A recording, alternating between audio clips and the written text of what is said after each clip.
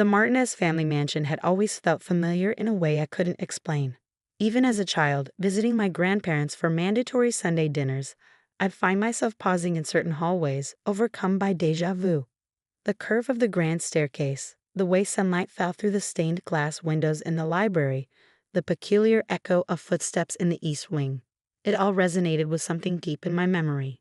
Elena, stop dawdling. Grandmother would snap, catching me running my fingers along the mahogany wainscoting. A lady doesn't touch the walls. But I couldn't help it. The house called to me, like it held secrets I was meant to discover. Now, at 35, standing in that same foyer with my adopted son Michael's hand in mine, I finally understood why. Mrs. Harrison, the housekeeper's voice pulled me from my thoughts. Your grandparents are waiting in the study. I squeezed Michael's hand reassuringly.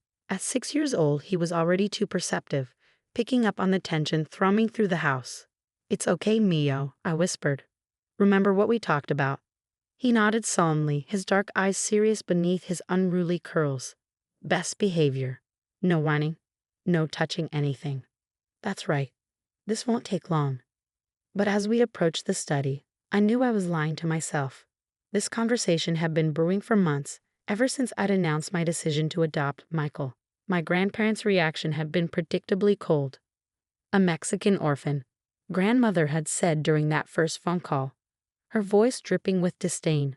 Really, Elena, if you're so desperate for a child, we could have arranged a proper adoption. There are agencies that specialize in better backgrounds.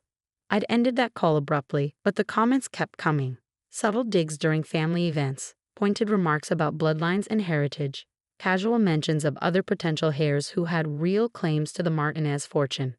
The study door swung open, revealing my grandparents in their usual positions. Grandfather behind his massive desk, grandmother perched on the antique settee by the window. They looked like aristocrats from another era, which I suppose they were, in their minds at least. Elena, grandfather's voice was clipped. Punctual as always. His eyes fell on Michael, narrowing slightly. I see you brought the boy. Michael, I corrected firmly. Your great-grandson's name is Michael. Please sit. Grandmother gestured to the leather chairs facing the desk. Maria, bring us tea, and perhaps some juice for the child. Michael climbed into one of the oversized chairs, his feet dangling above the Persian carpet. He looked so small in that imposing room, surrounded by oil paintings of stern-faced Martinez ancestors. But his spine was straight, his expression composed. Pride swelled in my chest. My son might not have their blood, but he had more dignity in his little finger than they had in their entire bodies. We've asked you here today, grandfather began, shuffling through papers on his desk, to discuss a matter of some delicacy. As you know, your father's passing last year significantly altered the family's succession plans. My father's death had been unexpected. A heart attack at 58. We hadn't been close, his dedication to the family business leaving little time for actual family, but his death had still left a hole in my life. More significantly, it had left a hole in the Martinez family hierarchy. As an only child, I was suddenly next in line for everything: the business, the properties, the responsibility of carrying on the family name. The Martinez legacy spans 6 generations, grandmother added, accepting a teacup from Maria. 6 generations of careful marriages, strategic alliances, and proper breeding. Surely you understand why we have concerns about your recent decisions. If you mean my decision to adopt Michael, I said evenly, I don't see how that affects anything. He's my son, legally and in every way that matters. But he's not a Martinez. Grandfather's voice was sharp. Not really. The family trust is quite specific about bloodlines and inheritance. We've had our lawyers review everything, and they agree. Adopted children have no claim to the primary estate. I felt Michael stiffen beside me. Though young, he was old enough to understand rejection when he heard it. I placed a protective hand on his shoulder. That's fascinating, I replied, keeping my voice steady.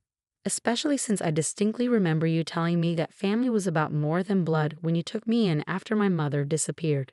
The temperature in the room seemed to drop 10 degrees. Grandmother's teacup clattered against its saucer. Grandfather's face went through several interesting color changes. That was different, he sputtered. Was it? Because I've been thinking a lot about that lately. About how quickly you stepped in to raise me when Mom vanished. About how you never seemed to look for her, never filed a missing persons report. About how familiar this house has always felt. Elena, grandmother's voice held a warning.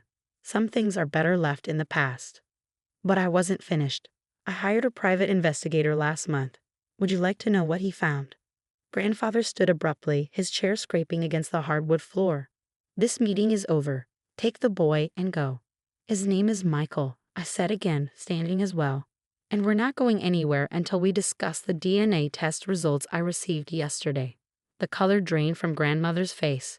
Grandfather gripped the edge of his desk, his knuckles white. In the heavy silence, I could hear the antique clock ticking on the mantel, marking seconds that felt like hours. What DNA test? Grandmother finally whispered. I reached into my bag and pulled out a sealed envelope. It's interesting, isn't it? How much family secrets can cost. How much people will pay to keep them buried. But you know what's even more interesting? I placed the envelope on grandfather's desk. How much truth can reveal itself through simple genetics? Mammy? Michael's voice was small, uncertain. Can we go home now? Soon, Mio, I promised, not taking my eyes off my grandparents. First, we need to hear a story. A story about a young maid who worked in this house 29 years ago. A maid who caught the attention of the family's only son. A maid who disappeared shortly after giving birth to a baby girl. Grandmother's teacup slipped from her trembling fingers, shattering on the hardwood floor. The sound echoed through the study like a gunshot. Her name was Isabella Ramirez. I continued, my voice steady despite the thunder of my heart. She was 16 when she started working here, 17 when she caught my father's eye, 18 when she disappeared. You have no proof. Grandfather's voice was hoarse. These are wild accusations. I opened the envelope, spreading its contents across his desk. Birth records from St. Mary's Hospital. Police reports that were mysteriously never filed. Bank transfers to an account in Mexico. And DNA results showing that Isabella Ramirez was my biological mother. Michael watched wide-eyed as papers scattered across the polished mahogany. He might not understand everything happening, but he knew this moment was important. What did you do to her? I asked, finally voicing the question that had haunted me for decades. Grandmother stood shakily, smoothing her silk dress with trembling hands. We did what was necessary. For the family. For you. For me? I laughed bitterly. You sent my mother away, erased her existence, and raised me as your granddaughter. All for me. Your father was engaged to Margaret Wellington. Grandfather snapped. The merger between our companies would have secured the Martinez empire for generations. We couldn't let some maid's indiscretion ruin everything. Indiscretion? The word tasted like poison. I was a baby, a human being, not some scandal to be covered up. We give you everything, grandmother insisted. The best schools, the finest clothes, a place in society. If people had known the truth. If people had known the truth? What? That the great Martinez family wasn't as pure as they pretended. That your precious son got a teenage maid pregnant and you paid to make her disappear. Grandfather slumped in his chair, suddenly looking every one of his 78 years. We paid her well. Set her up with a new life in Mexico. She agreed never to contact you. Did she agree, or did you threaten her? The silence that followed was answer enough. How much? How much did my mother's silence cost? $50,000, grandmother whispered, and a promise that you would be cared for. The number hit me like a physical blow. $50,000. That's what they thought a mother's love was worth. That's what they paid to steal my heritage, my identity, my truth. And now you have the audacity to tell me my son isn't real family? I pulled Michael close to me. That he doesn't deserve to inherit because he's adopted. Because he's Mexican. That's different, grandfather began. But I cut him off. No, it's exactly the same. You're still trying to control who belongs in this family based on your twisted ideas of blood and status. Well, guess what?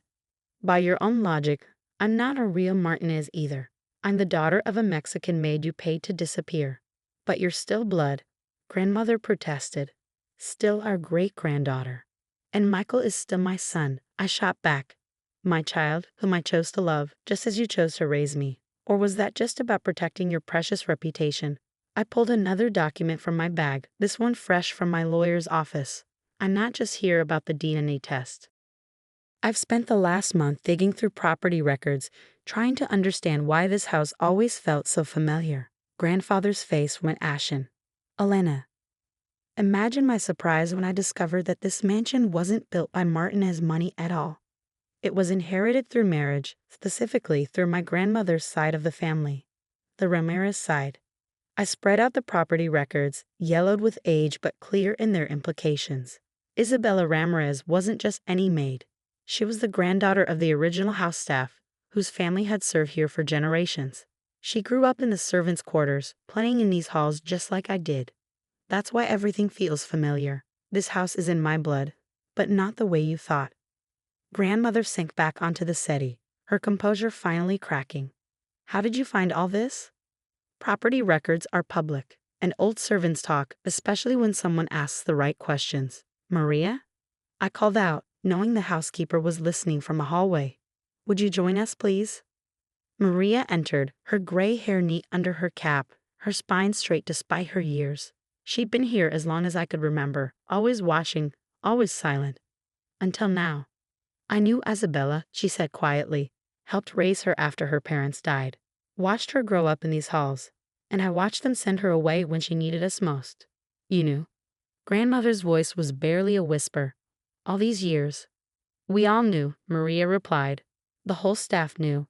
We kept your secrets, protected your lies, but we never forgot. I took Michael's hand, drawing strength from his presence. So here's what's going to happen. You're going to sign over control of the family trust to me, not as your granddaughter, but as Isabella Ramirez's daughter, the rightful heir to both sides of this legacy. And if we refuse, grandfather's attempt at defiance was weakened by the tremor in his voice. Then everything comes out. The pregnancy, the cover-up, the payoff. I wonder how the board of directors would react to learning that their chairman engineered the disappearance of a teenage girl, or that the great Martinez family fortune is built on stolen inheritance and buried secrets. The grandfather clock in the corner chimed the hour, its deep tones reverberating through the heavy silence. Finally, grandfather reached for his pen. What will you do? Grandmother asked as he began signing the papers my lawyer had prepared. With the business, the house, everything. I looked down at Michael, who had been watching the entire scene with quiet dignity. I'm going to build something new, something honest, a legacy that doesn't depend on lies and shame. The next few weeks were a whirlwind of legal meetings and financial transitions. My grandparents retired to their villa in Spain, their carefully constructed world of privilege and pretense crumbling around them. The family business underwent a transformation, with new policies emphasizing transparency and ethical practices. But the real work was personal. With Maria's help and my investigators' contacts, I finally tracked down Isabella Ramirez. She was living in a small town outside Mexico City, teaching at a local school. The woman who opened the door to my knock had my eyes, my smile, and 29 years of pain etched into her face. Elena, she whispered, reaching out to touch my cheek, as if she couldn't believe I was real. Mom, I replied, the word feeling both foreign and deeply right on my tongue. We spent hours talking, crying, sharing the stories of our separated lives. She told me about growing up in this very house, about falling in love with my father despite knowing it was forbidden, about being given an impossible choice. They said you would have a better life without me, she explained, tears rolling down her cheeks. That you would be educated, privileged, protected. I was so young, so scared. I convinced myself they were right. They weren't, I said firmly, holding her hand. No privilege is worth losing your mother. When I introduced her to Michael, she wept again, this time with joy. My grandson, she said in Spanish, gathering him into her arms. Mi nieto precioso. Michael, who had been learning Spanish since I adopted him, replied shyly, Hola, abuela. The Martinez mansion has changed now.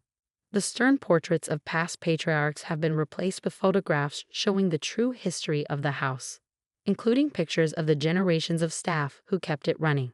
The servants' quarters have been converted into a community center, offering education and support to immigrant families.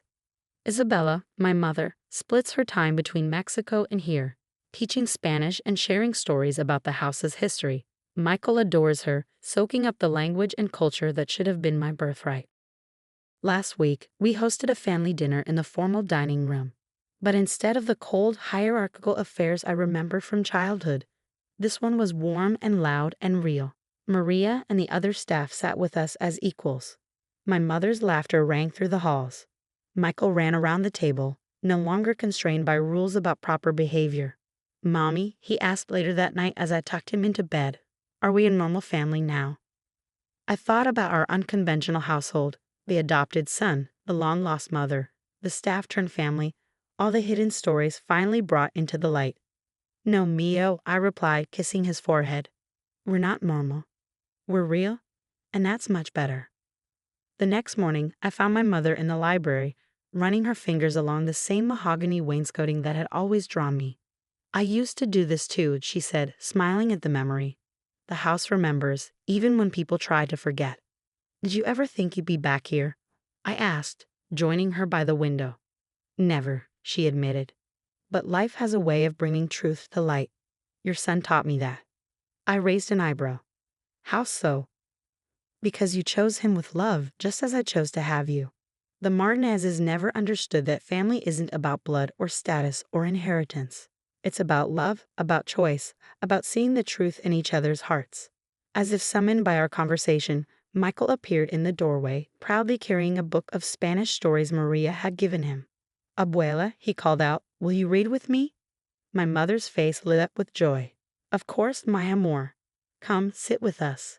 As I watched them settle onto the window seat, sunlight streaming through the stained glass and casting rainbow patterns across their faces, I finally understood why this house had always called to me. It wasn't just the physical structure that felt familiar. It was the echoes of love, of belonging, of truth that had been buried but never forgotten. The Martinez family legacy didn't end with my revelation. It was reborn, transformed into something stronger and more beautiful than mere bloodlines could create. In the end, the greatest inheritance wasn't the money or the property or the family name. It was the courage to choose love over pretense, truth over tradition, and real family over rigid rules about who belongs and who doesn't. Every Sunday now, we still have family dinners in the big house. But instead of cold silence and careful manners, the rooms ring with laughter, with stories in English and Spanish, with the sound of children running through halls that once echoed only with whispered secrets. And in these moments, I look at my chosen son and my found mother, at the family we've built from the ashes of lies. And I know that some inheritances are worth more than all the Martinez millions combined. They say home is where the heart is. But sometimes, home is also where the truth finally breaks free, where long-buried love resurfaces, and where new stories begin. In the end, that's the only legacy worth passing on. When your stepdaughter tells you she's dying, the last thing you expect is to be caught in an elaborate lie. But that's exactly what happened to me last spring, and it cost me more than just money. It shattered my faith in family and forced me to question everything I thought I knew about love and trust. I'm Catherine Walsh, 52, married to Tom for the past 15 years. His daughter Ashley was 12 when we first met, and I'd spent years trying to be the perfect stepmother, supportive but not pushy, loving but respectful of boundaries.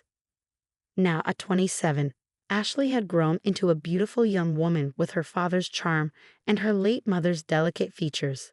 The day everything changed, I was in my home office reviewing client files for my real estate business when Ashley called, crying so hard I could barely understand her.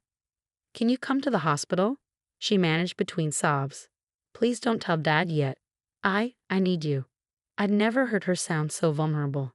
Despite our generally good relationship, Ashley usually went to her father first with any problems. This was different. An hour later, I sat in a sterile consultation room at Northwestern Memorial Hospital, holding Ashley's trembling hands as she told me the news that would set everything in motion. "It's stage 4 pancreatic cancer," she whispered, tears streaming down her face. "They're giving me 6 months, maybe less." My world tilted on its axis. Ashley was young, healthy, had her whole life ahead of her. She'd just gotten engaged to James, her boyfriend of 2 years, and they were planning a small wedding for next year. "Oh, sweetheart," I pulled her into my arms, my own tears falling now. "We'll get other opinions, the best doctors, experimental treatments, whatever it takes." She shook her head against my shoulder. "I don't want to spend my last months in hospitals. I want to marry James. I want one perfect day before She couldn't finish the sentence. Of course, I said immediately. We'll move the wedding up. Whatever you need. But I want it to be special. Ashley looked up at me, her green eyes swimming with tears. The wedding I've always dreamed of. At the Peninsula Hotel, with the crystal ballroom and the garden terrace. I know it's expensive. What? Don't worry about the money, I heard myself say. I'll take care of everything. The Peninsula Hotel was one of Chicago's most exclusive venues with a 2-year waiting list for weddings. But I had connections through my real estate work and money could make things happen quickly. I'd have to sell my vacation home in Michigan, the one thing I'd kept from my life before Tom. But what was a house compared to giving my dying stepdaughter her dream wedding? Looking back, I should have seen the red flags. The way Ashley insisted on keeping her diagnosis secret from everyone except James and me. How she didn't want her father involved in the wedding planning. The convenient excuse that she didn't want him to worry to see him suffer through another loss after her mother's death from breast cancer 15 years ago. But grief and panic have a way of blinding you to things you might otherwise question. I threw myself into planning the perfect wedding, pulling every string I had to make it happen in just 6 weeks. The Peninsula's events manager was an old client who owed me a favor. The florist was a friend who agreed to work overtime. The designer boutique that had Ashley's dream dress made alterations their top priority after I explained the situation. Money flowed out of my accounts like water. The venue deposit alone was $50,000. The dress was another $15,000. Flowers, catering, music, decorations. Every time I turned around, there was another bill to pay. Are you sure about this? Tom asked one night as I reviewed the catering contract. It seems like an awful lot for a wedding that's being planned so quickly. She deserves it, I said firmly, not meeting his eyes. I hated lying to my husband, but I'd promised Ashley I wouldn't tell him about her diagnosis yet. And the Michigan house has been sitting empty anyway. It's time to let it go. The house sold quickly, the market was hot, and I priced it to move. The proceeds covered most of the wedding expenses, though I still had to dip into my retirement savings for the rest. Ashley threw herself into wedding planning with an enthusiasm that sometimes seemed at odds with her supposed condition. There were no visible symptoms of her illness, but I told myself that was the blessing of youth and good genes, that she was putting on a brave face. 2 weeks before the wedding, I was at Ashley and James' apartment, dropping off some samples for the table settings. They weren't home, but I had a key for emergencies. I was leaving the samples on their dining table when I knocked over Ashley's purse. As I picked up the scattered contents, a medical report fell out of a folder. My heart stopped as I read the letterhead. It was from Northwestern Memorial, dated just a few days ago. But it wasn't a cancer diagnosis. It was a pregnancy test. Positive. 12 weeks along. My hands shook as I read further. No mention of cancer. No terminal diagnosis. Just a routine prenatal checkup report showing a healthy mother and a healthy baby. The front door opened before I could process what I was seeing. Ashley walked in, stopped dead when she saw me holding the report. I can explain, she said quickly, but her face told me everything I needed to know. There was no cancer. There never had been. I sank into a chair, the report crumpling in my grip. Why? Was all I could manage to say. Ashley's face crumpled, but I couldn't tell if the tears were genuine or just another performance. James's parents are super religious, she said, her voice small. They would never accept a pregnant bride. We needed the wedding to happen quickly, before I started showing. And we couldn't afford the kind of wedding they'd expect from their only son. The room spun as the magnitude of her deception hit me. I'd sold my beloved lake house, the last connection to my late parents, the place where I'd spent every summer of my childhood. I drained my retirement account, all for a lie. Does James know? I asked, though I already knew the answer. He had to be part of it. No one could fake that level of concerned devotion I'd seen from him these past weeks. Ashley nodded, unable to meet my eyes. It was his idea to say it was cancer. He knew about your lake house, knew you'd do anything if he thought I was dying. The calculation in those words made me physically ill. They targeted my deepest fears, my love for my stepdaughter, my memories of her mother's death, all to fund their perfect wedding. But the worst was yet to come, because what Ashley said next would reveal an even darker side to their deception, one that would shake our family to its very core. You don't understand, Ashley said, her voice taking on a desperate edge. James isn't just worried about his parents finding out about the baby. He needs this wedding to happen now because of the inheritance. I stared at her, still clutching the medical report. What inheritance? His grandfather's trust fund. James stands to inherit $5 million. But there's a catch. He has to be married in a socially appropriate manner before he turns 30. That means a big wedding, at a prestigious venue with all the right people attending. If he doesn't meet the requirements, the money goes to his cousin instead. The pieces started falling into place. And when does he turn 30? Next month, Ashley whispered, right after the wedding. My mind raced back through everything I knew about James. The prestigious law firm job he just left to start his own practice. The expensive clothes and watches he somehow afforded on a starter lawyer's salary. The way he'd encourage Ashley to dream bigger for the wedding, knowing I would pay for it all. So this was never about the baby, I said slowly. You used my love for you, made me think you were dying. Also, James could get his hands on his trust fund. Ashley's face hardened slightly. We're going to pay you back with interest. As soon as James gets the inheritance. Do you hear yourself? I cut her off. You faked having cancer, Ashley. Cancer. Do you have any idea how many families would give everything they have for their loved ones to not have that diagnosis? How many people are actually fighting for their lives right now? She had the grace to look ashamed, but only briefly. What's done is done. The wedding's in 2 weeks. Everything's paid for. You can't back out now. Watch me. I stood up, gathering the scattered contents of her purse. I'm telling your father everything. If you do that, Ashley's voice turned cold. I'll tell him about the affair. I froze. What affair? The one you're having with Michael Bennett, Dad's best friend. I saw you having lunch with him last month at the Four Seasons. Very cozy. I almost laughed. Michael Bennett is my real estate attorney. We were discussing the sale of my lake house. The one I sold to pay for your fake dream wedding. I have the billing records to prove it. But Dad doesn't know that, Ashley countered. And Michael's wife just left him. How do you think it would look? The secret meetings, the large bank transfers, the emotional distraction you've been showing lately. I sat back down, suddenly understanding the full scope of her manipulation. She'd planned this, created a backup story to keep me quiet if I ever discovered the truth. When did you become this person? I asked quietly. What happened to the sweet girl who used to help me bake cookies for the homeless shelter? Who cried when she found injured birds in the garden? Something flickered in her eyes. Regret, maybe, or just annoyance at being confronted with who she used to be. But before she could respond, we heard keys in the door again. James was home. He took in the scene, me with the medical report, Ashley's defensive posture, and his handsome face went blank.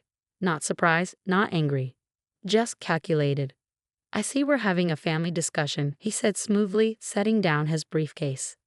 Perhaps we should all talk this through calmly. There's nothing to discuss, I said, standing up again.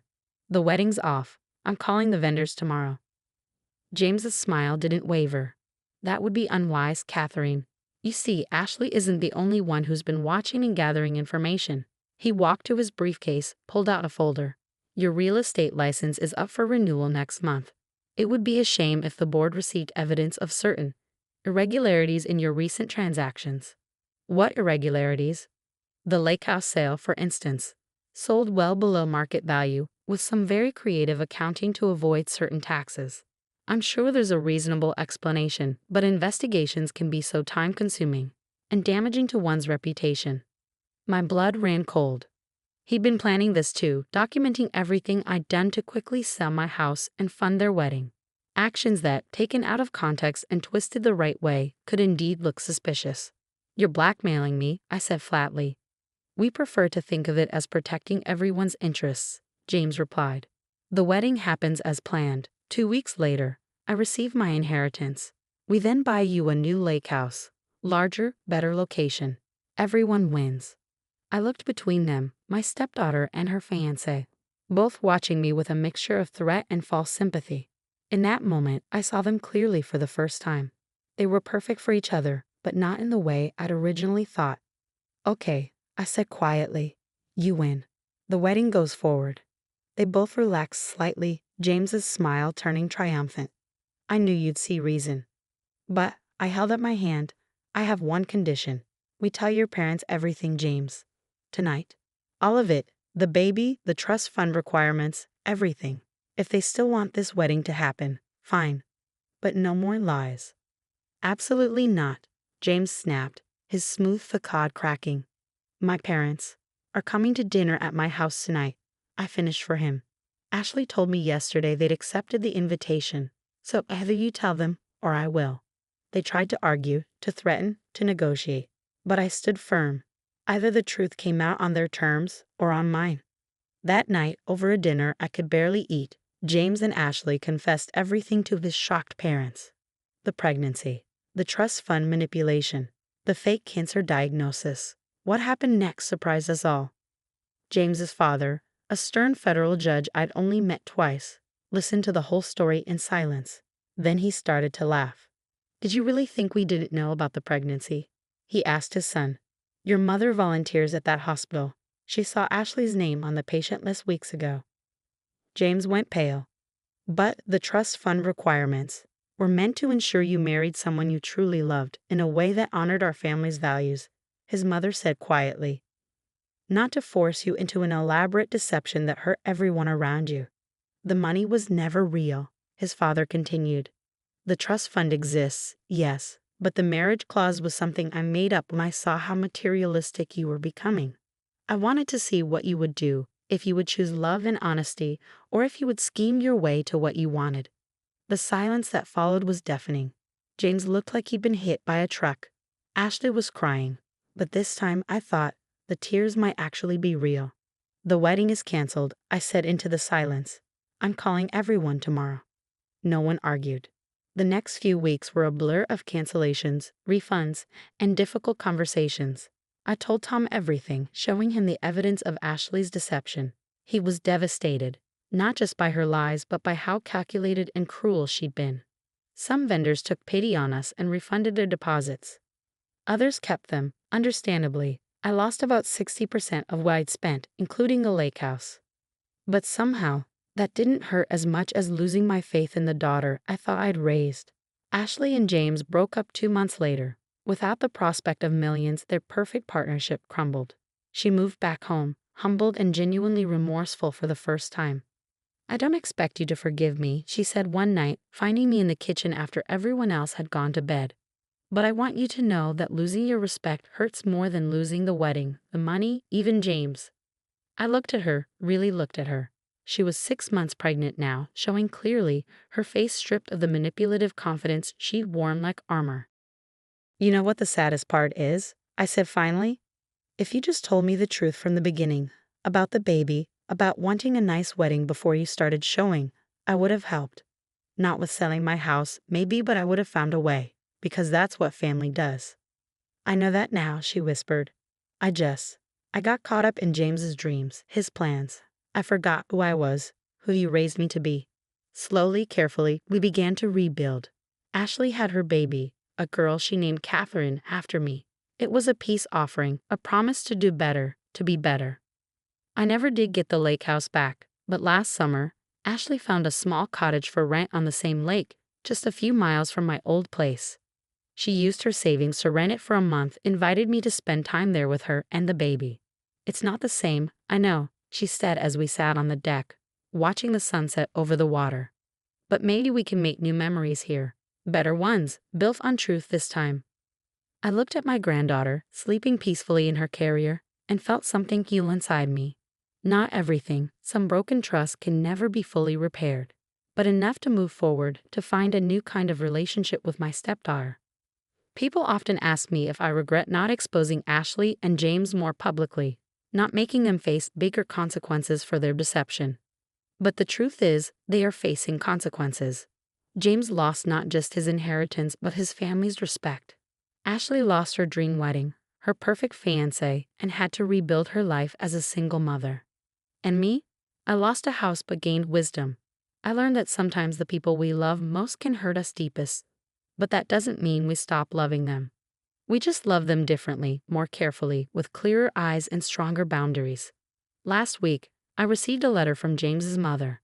Inside was a check for half of what I'd spent on the wedding. This doesn't make it right, she wrote, but it's a start. Thank you for having the courage to tell us the truth. You saved not just your family, but ours too. I haven't decided if I'll cash the check yet. Part of me wants to use it as a down payment on a new lake house. But another part thinks maybe it's better to let go of the past entirely, to build something new instead of trying to recreate what was lost. After all, that's what real love does. It builds new things from the ashes of what was broken, hoping that what rises will be stronger, truer, and more authentic than what came before.